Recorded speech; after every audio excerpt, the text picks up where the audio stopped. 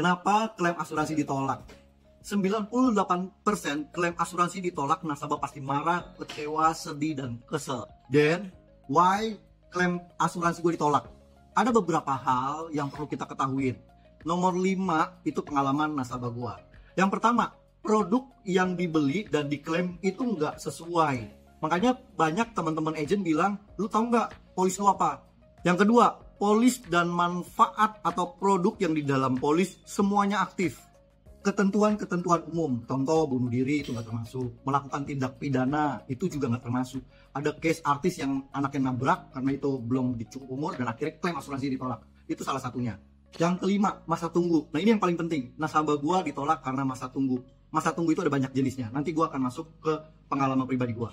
Yang keenam, ini sering terjadi nih, namanya non-disclosure. Jadi ada hal yang harus dideklar atau ditulis dalam polis, seperti punya penyakit sebelum buka polis, atau pekerjaan dan hobi ekstrim. Kalau itu nggak ditulis dan akhirnya terjadi pada saat buka polis dan ketahuan sama perusahaan asuransi, itu membuat klaim ditolak. Apalagi ya? Tulis di komen kalau gua ada yang kurang. Nah dari pengalaman gua dan teman-teman agent, banyak sekali penolakan terjadi karena masa tunggu. Yes, karena masa tunggu.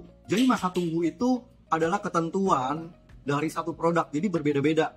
Produk sakit kritis beda, produk kesehatan berbeda. Yang bakal gua share tentang nasabah gua produk kesehatan, tapi dia ada ambil asuransi jiwa juga.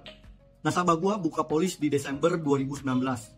Dan di 2020 September, nasabah gua terkena stroke dan juga akhirnya meninggal. Polis yang dia beli itu ada 2 manfaat, kartu kesehatan Black Card dan meninggal. Untuk masa tunggu kartu kesehatan atau Black Card, yaitu ada beberapa. Pertama, kartu akan aktif setelah 30 hari polis terbit. Kedua, ada 18 penyakit yang masa tunggunya 12 bulan, salah satunya stroke. Dan yang ketiga, 90 hari untuk penyakit kritis. Karena dia stroke, nasabah gua, dia klaim kesehatannya perawatan di rumah sakit ditolak. Nasabah gua sedih nggak? Kesel, kecewa. Ya dia nggak ungkapin sih. Tapi nggak ada keluhan atau komplain ke gua ataupun Prudential. Kenapa? Karena gua udah cerita di awal dan gua udah ngobrol di awal. Jadi dia tahu konsekuensinya pada saat buka polis. Nah, case ini jadi menarik karena pada saat perawatannya akhirnya selesai dan nasabah gua meninggal, gua turut berduka. Klaim asuransi meninggalnya itu kita ajukan dan itu cair.